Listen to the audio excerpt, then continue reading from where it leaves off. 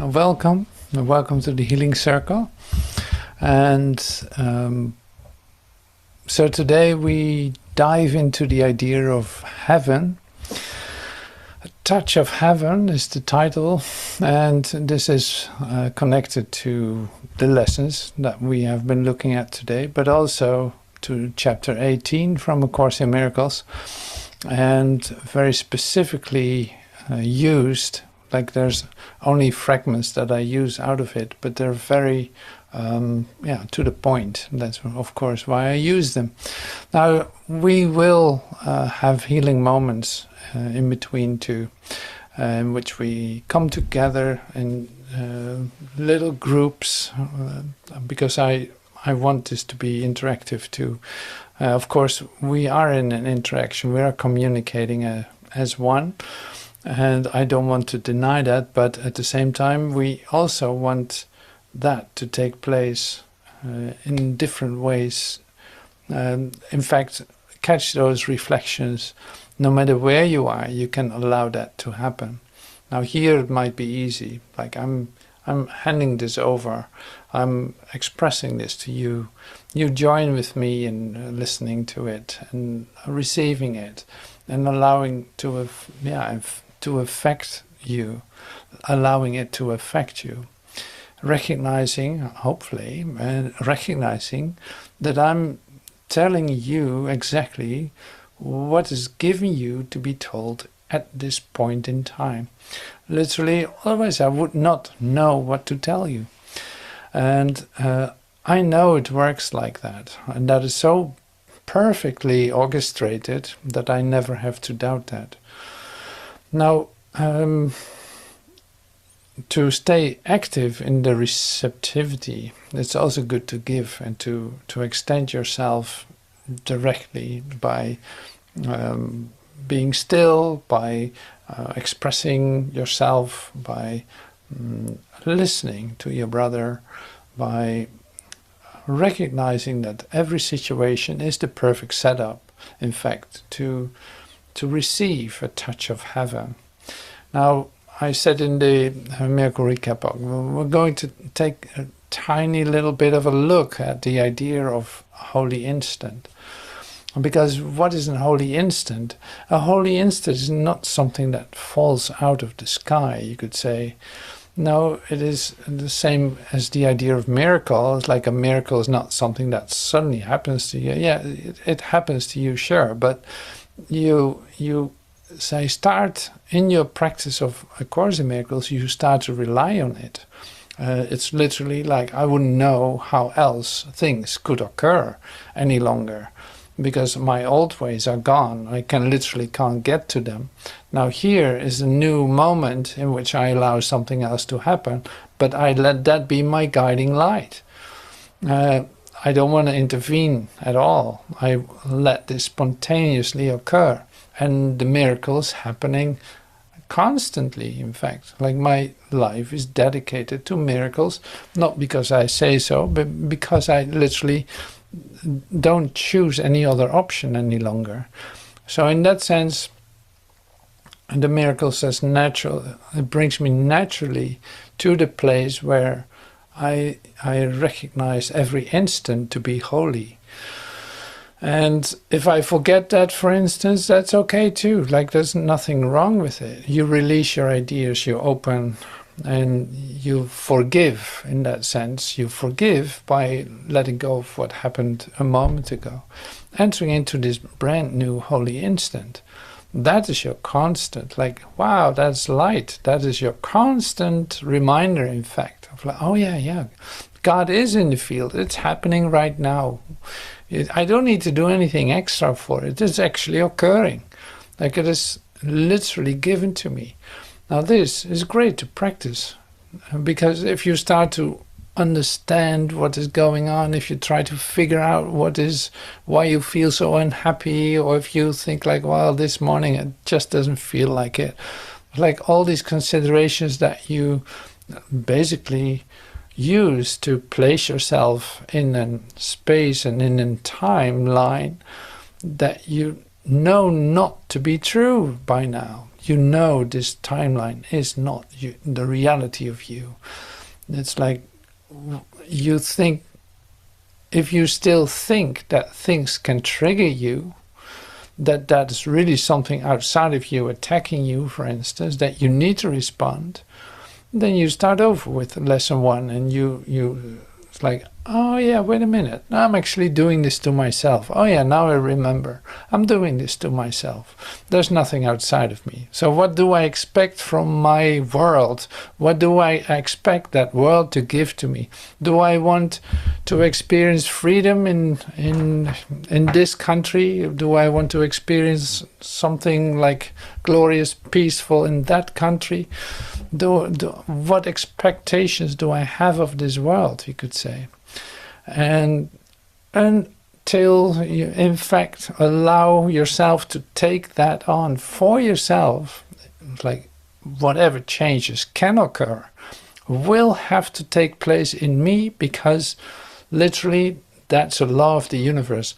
It is happening through me, it's happening in me, otherwise there's no chance of a change. Now that can come to you in very different ways. I've seen some spectacular changes occurring with that, by just taking that on for yourself. Like,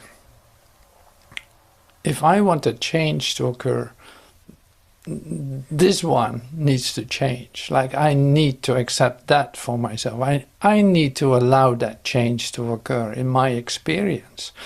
It's like I need to allow or accept this moment as perfect and whole, not based on the images that I see, but based on the reality of who I am. Now this is, for many of us, when you really allow that, it isn't a moment of rebirth, it is a moment of really dying. And that can take a moment. Like, that can take a moment in the sense of, yeah, it has an effect on everything that you have thought about yourself. Suddenly your world's collapsing and you allow that to take place. So it's not like, okay, I accept it and then enter into a glorious, some kind of upliftment. That's wonderful if it happens, but it's basically never like that. At least especially not in the beginning, when you are still very much like invested in the world. Now, if you expect a change to occur in this world, and you think that something outside of you is going to arrange that for you, you can wait for a very long time. Now, if you bring that closer to yourself and recognize the way that I think about this situation needs to change, I have to allow a change to occur in which I see the perfection of this moment, despite of the images that I see. So it's very powerful to come to the place where you are still, where you can receive that, and where you actually are willing to come to the new vision, no matter what it takes. This is pure transformational. This is you diving deeply into a spot within yourself where you give up defending your own ideas. Now, I didn't see this coming. This is a spontaneous occurrence. But of course I have an example in my mind. I have an example in my mind. And it really, it's not about the example. It's just, it becomes so clear when you actually start to see that this works this way. That's why I share it. Like, it's really something that belongs in a healing circle. Now, Touch of Heaven. Urtext, manuscripts. Here's Isaiah. Isaiah, for the Lord will comfort Zion. He will comfort all her waste places.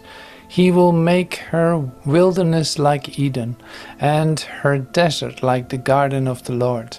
Joy and gladness will be found in it. For the Lord will comfort Zion. He will comfort all her waste places. He will make her wilderness like Eden, and her desert like the garden of the Lord. Joy and gladness will be found in it. Where is Zion? Well, Zion is your mind, really. It's like Zion is your mind. The Lord will comfort your mind. He will comfort all her waste places, like the places where you forgot to remember. He will make her wilderness like Eden. He will bring all the wild ideas that you have been chasing, bringing it back to the simplicity of presence. And her desert like the garden of the Lord, like the desert literally disappears by recognizing the garden of the Lord with the tree of life, with the tree of good and evil, or knowledge, not good and evil, but with the tree of knowledge. Joy and gladness will be found in it. Yeah. So that's a reference to the text that we're going to read. Go out and find them, for they bring yourself with them, and lead them gently, this is about your brothers, and lead them gently to your quiet garden and receive their blessing there. So will it grow and stretch across the desert, leaving no lonely little kingdoms locked away from love and leaving you outside. And you will recognize yourself and see your little garden gently transformed into the kingdom of heaven, with all the love of its creator shining upon it. This continues, in fact, with what we already shared in the lessons too. It's like, this is an opportunity to let this moment be whole, to recognize the holy instant that it is. And that communicates. A holy instant communicates. Suddenly you discover you're one with your brother. Like, that is a holy instant. Suddenly that whole moment opens up to show you something else. Now this, like, everything changes. The desert turns into a little garden, because where you find yourself, you allow the change to occur. And the desert that you seem to be walking in or finding yourself in with all its emptiness suddenly disappears and suddenly becomes a garden with trees, with flowers, with the comfort of perfection.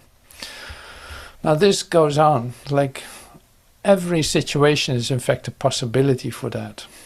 So yeah, you feel it already coming. It's like we're going to practice that in some kind of way.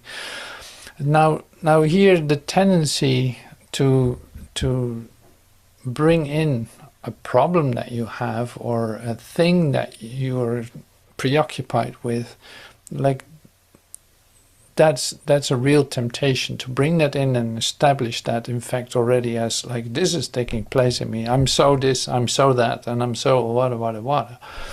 But now we're going to do that a little different, because this is not about putting all the grief on the table, so to speak, but this is about, all right, we're here in a high frequency of healing light. We're meeting outside of time, really, we do. Like, we meet outside of time. Now, there are thoughts of God given us that we can use. I'm as God created me. I'm this, I'm that. Like, there's one life and that I share with God. Or whatever comes to you. This is going to be the entrance into our communication together. Like when we open up the rooms, this is how you're going to give this to one another. For start. And basically to invite yourself to be completely aware of the situation that you find yourself in, recognizing that it has nothing to do with the images. It has, in fact, only to do with you wanting to have a different experience of yourself, wanting to experience what light is, wanting to experience what heaven is. With that, it's like attitude, you could say, you walk into the meeting room that we're going to divide ourselves into. For healing. Now, healing is not some kind of magic. Healing is not like, okay, I had a problem, now it's solved, and now my whole family is happy again. Like, that's not what that is about. No, this goes much further than that. Like, every change where suddenly there's laughter is wonderful, where suddenly something breaks is incredible. Here we recognize that, in fact, there's an opportunity to come into communication together by not doing anything at all, by not trying to achieve that. No, by accepting it, asking for it. Like, I don't know what it exactly is, but I want to experience that. And that is, in fact, a true prayer or a true healing circle.